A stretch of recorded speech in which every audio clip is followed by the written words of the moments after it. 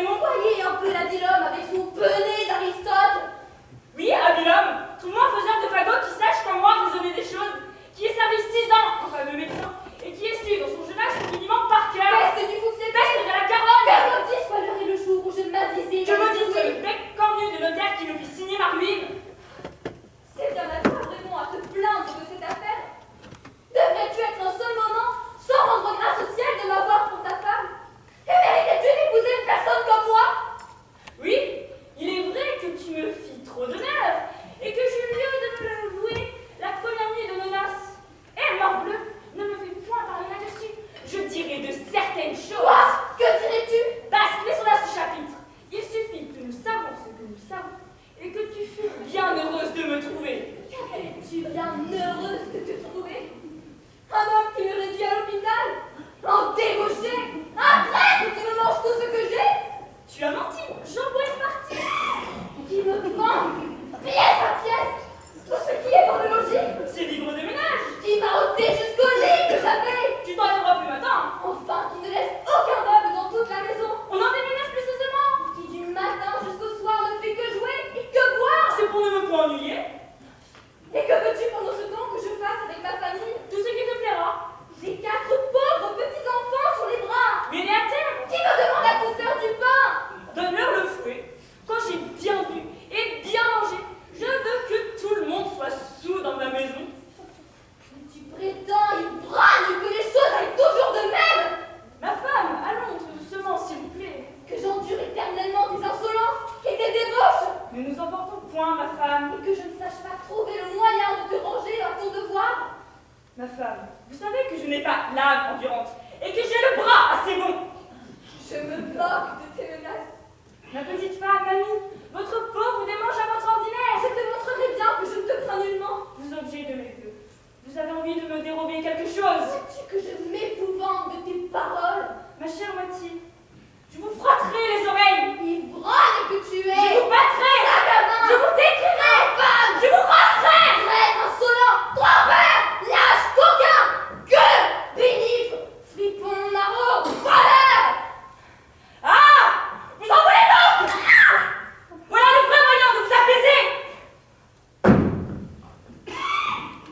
Va! Quelques mines que je fasse, je n'oublie pas mon ressentiment et je brûle en moi-même de trouver le moyen de te punir des coups que tu me donnes. Je sais bien qu'une femme a toujours dans les mains de quoi se venger d'un mari. Mais c'est une punition trop délicate pour mon panda. Je veux une vengeance qui se fasse un peu mieux sentir. Et ce n'est pas trop lentement pour l'injure que j'ai reçue.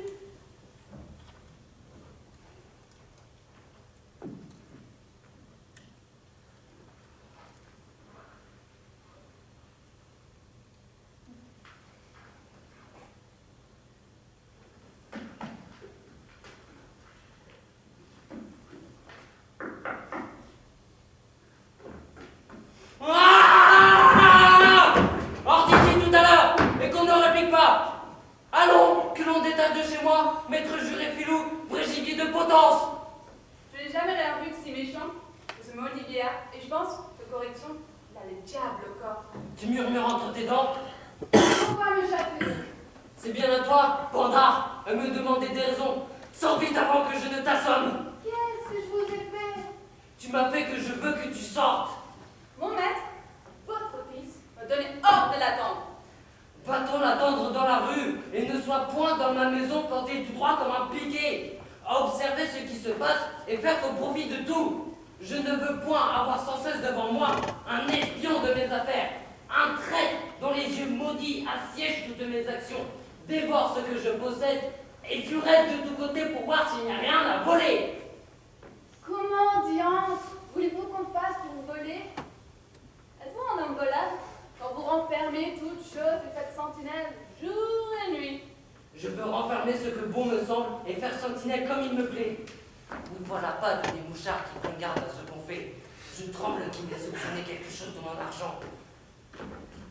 Ne serais-tu point homme à aller faire courir le bruit que j'ai chez moi de l'argent caché? Vous avez de l'argent caché? Non, coquin, je ne dis pas cela. J'enrage. Je demande si malicieusement tu n'irais point faire courir le bruit que j'en ai. Et qu'est-ce que nous importe si vous en ayez, si vous en ayez pas, c'est pour nous la même chose. Tu fais le raisonneur, je te baillerai de ce raisonnement si par les oreilles. Sors d'ici encore une fois. Bien. Je sors.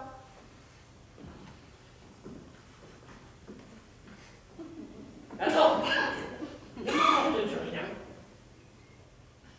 Vous emporterai-je? Bien ça que je vois. Montre-moi tes mains. Les voilà.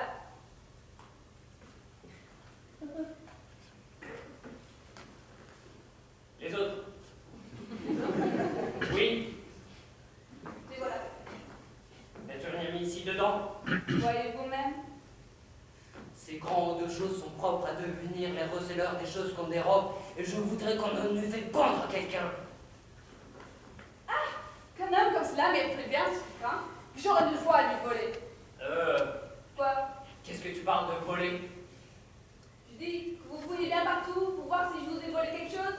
C'est ce que je veux faire. La paix soit de l'avarice et des avaricieux.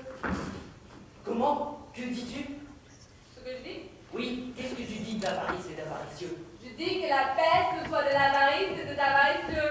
De qui veux-tu parler? Des avaricieux. Et qui sont-ils ces avaricieux? Des vilains et des ladres. Mais qu'est-ce que tu entends par là? De quoi vous mettez-vous en peine? Je me mets en peine de ce qu'il faut. Est-ce que vous croyez que je veux parler de vous?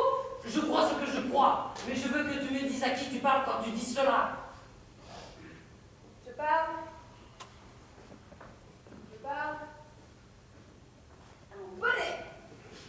Et moi je pourrais bien parler à ta barrette. M'empêcherez-vous de maudire des avaricieux? Non, mais je t'empêcherai de chasser et d'être insolent. Tais-toi. Je ne nomme personne. Je te rosserai si tu parles. Qu'ils sont morveux, qui se mouchent. Te tairas-tu? Oui, malgré moi. Ah!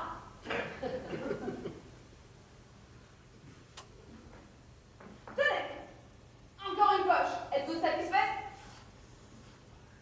Rends-le-moi sans te fouiller. Quoi? Ce que tu m'as pris, Je vous ai rien pris du tout. assurément. Assurément. Adieu. Va-t'en à tous les diables. Me voilà fort bien conjugué. Je te le mets sur ta conscience au moins. Voilà un pandard de valet qui m'incommode fort, et je ne me plais point à voir ce chien de boîte-là.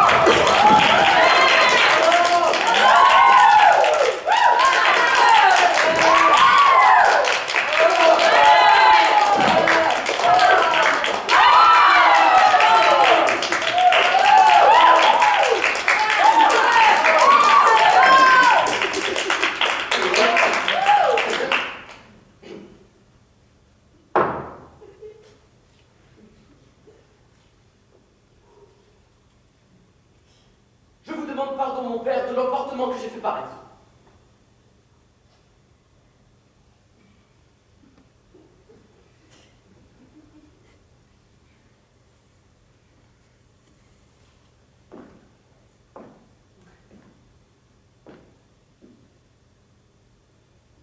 Ça n'en est rien.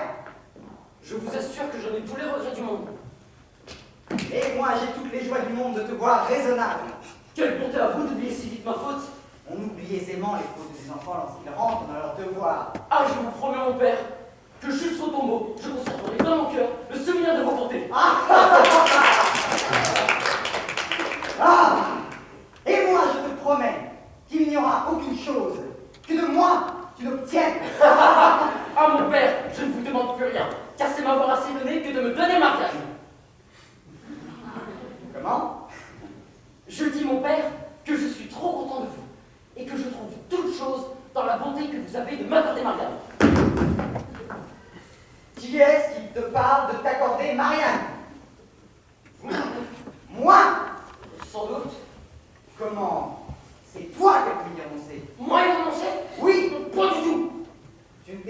parti d'y prétendre? Au contraire, je suis plus porté que jamais. Quoi? Panda! Don chef! Rien ne peut me changer. Laisse-moi faire, traite! Tout ce qu'il vous plaira. Je te défends de me jamais voir! À la bonne heure. Je te renonce, mon fils! Soit. Je t'abandonne! Abandonné. Je te déshérite! Tout ce que vous voudrez!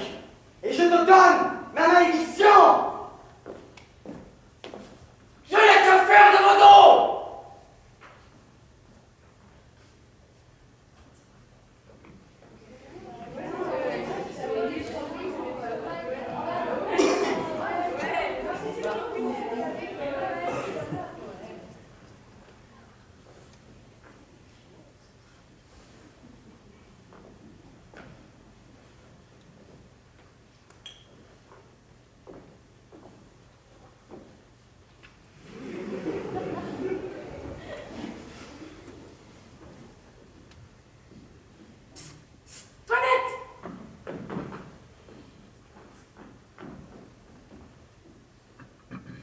Regardez-moi un peu. Eh bien, je me regarde.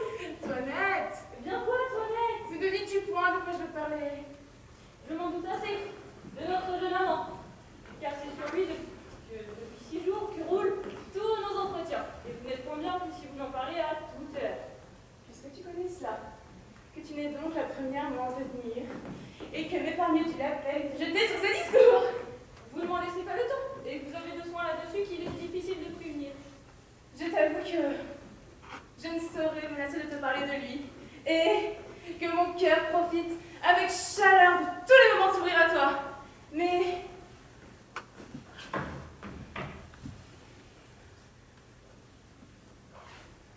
m'aimes-tu, Toinette? Les sentiments que j'ai pour lui? Je n'égare. Ai-je tort de m'abandonner à ces douces impressions? Je ne dis pas cela. Et voudrais-tu que je fusse insensible autant de protestations de cette passion ardente qui témoignait pour moi?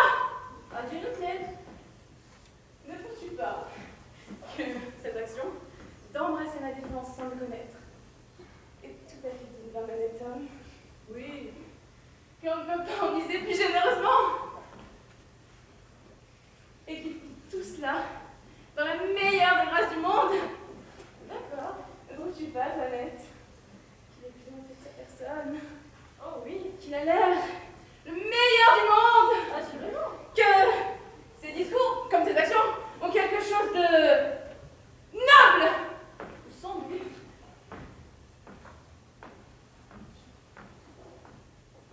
Et qu'il n'y a rien de plus fâcheux que la contrainte où l'on me tient, qui bouge tout commerce au doux empressement de cette passion ardente que le ciel nous inspire. Vous avez raison. Mais, pour être honnête, crois-tu qu'il me vaudra qu'il me dit? Ces choses-là, parfois, sont un peu sujettes aux cautions. Les grimaces pour l'amour ressemblent fort à la vérité et j'ai vu de grands comédiens là-dessus. Antoinette, que dis-tu là, hélas?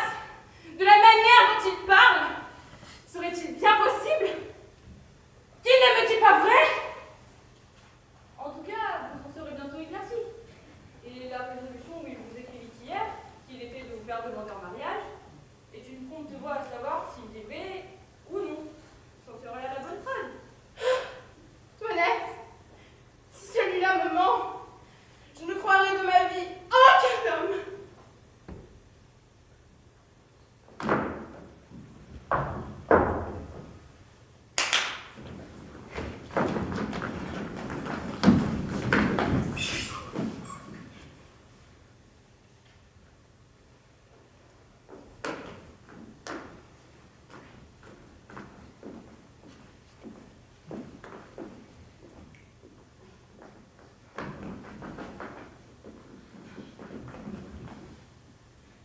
Il faut que je vous dise un impromptu que je fis hier chez une duchesse de mes amies que je fus visiter. Car je suis diablement fort sur les impromptus. L'impromptu, justement, la touche de pierre de l'esprit. Écoutez-moi. Nous y sommes de toutes nos oreilles. Oh oh! Je n'y prenais pas garde. Tandis que, sans songer à mal, je vous regarde. Votre œil, en tapinois, me dérobe mon cœur. Oh voleur, voleur, voleur, voleur! Ah mon Dieu, voilà qui est poussé dans le dernier câlin. Tout ce que je fais à la cavalier et ne semble point le pédant. Il en est éloigné de plus de 2000 lieues. Avez-vous remarqué ce commencement? Oh oh! Voilà qui est extraordinaire! Oh oh! Comme un homme qui s'avise tout à coup. Oh oh! La surprise! Oui, Oh oh! oui, je trouve ce... Oh oh, admirable. Oh, il semble que ça ne soit rien. Ah mon Dieu, que dites-vous? Ce sont là des sortes de choses qui ne se peuvent payer.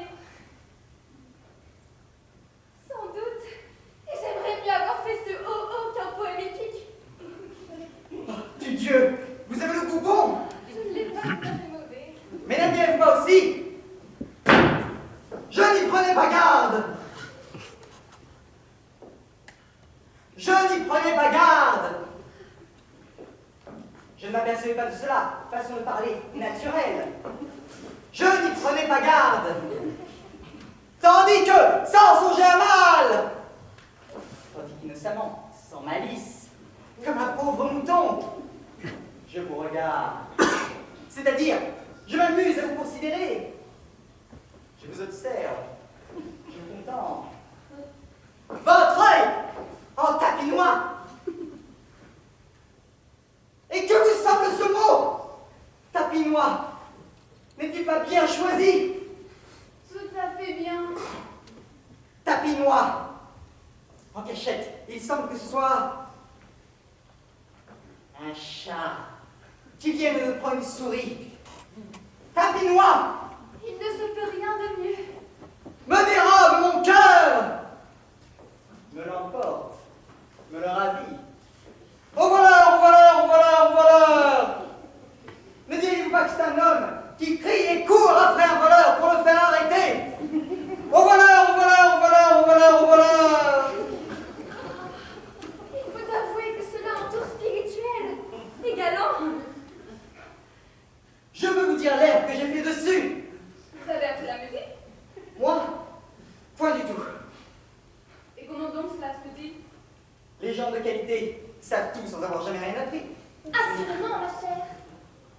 Écoutez si vous trouvez l'air à votre goût.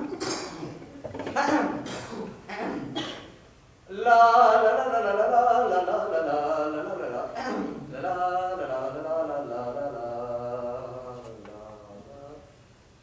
La brutalité de la saison a furieusement outragé la délicatesse de ma voix. Mais n'importe, c'est à la cavalière. Oh, oh, je n'y prenais pas garde, tandis que sans songer à mal, votre œil en tapinois me dérobe mon cœur. Oh, voilà, voilà, voilà, voilà. Oh, voilà.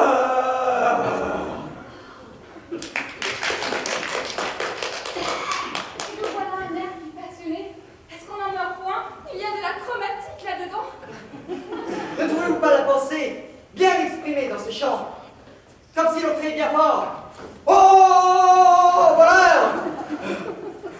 Et puis, tout à coup, comme une personne essoufflée. Oh, voleur! Oui, c'est là savoir le fin des choses. Le grand fin. Le fin du fin. Tout est merveilleux, je vous assure. Je suis enthousiasmée de l'air et des paroles. Je n'ai encore rien vu de cette force-là. Tout ce que je fais me vient naturellement. C'est sans étude. La nature vous a traité en vrai mère passionnée et vous en êtes l'enfant gâté. Ah! Ah! Ah! Ah! Ah! Ah!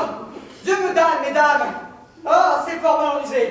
J'ai à me plaindre de votre procédé. Cela n'est pas honnête. Ah! Ah! Qu'est-ce donc? Qu'avez-vous? Comment, diable, à m'attaquer toutes deux contre mon cœur en même temps, à droite,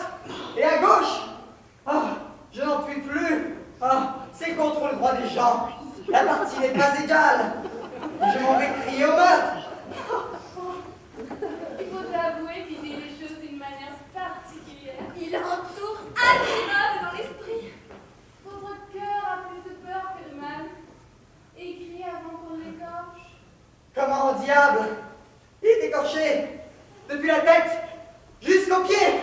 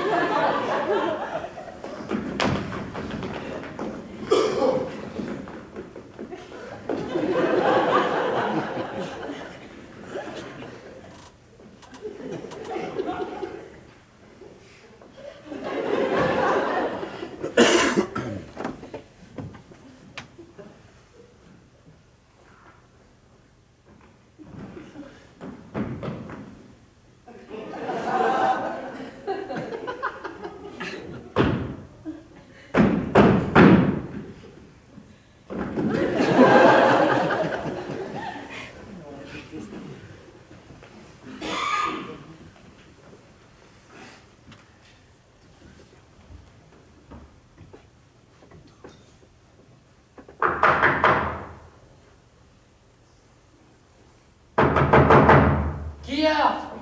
Ouvrez! On aura que je pense grande joie à me voir après 10 jours d'absence! Qui va là? Moi!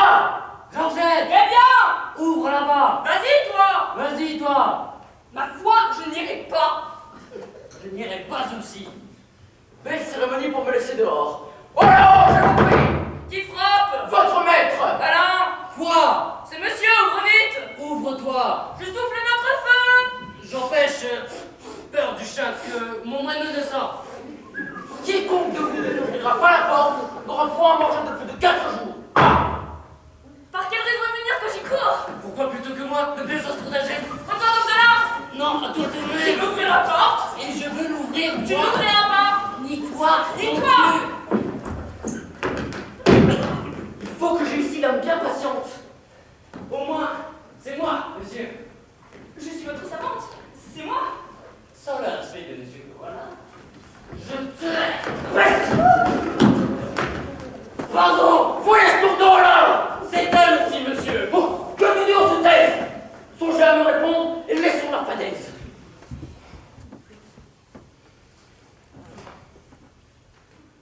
Eh bien, Alain, comment se porte-t-on ici? Monsieur, Monsieur, Dieu merci, nous... Qui vous apprend, impertinente bête, à parler devant moi, le chapeau sur la tête? Vous faites bien. J'ai tort! Faites descendre Agnès! Lorsque je m'en allais, fit-elle triste après? Triste? Non. Non? Si, mais... Alors pourquoi donc? Oui, je meurs. Elle vous croyait voir de retour à toute heure et nous n'aurions jamais cheval, âne ou mulet qu'elle me prie pour vous.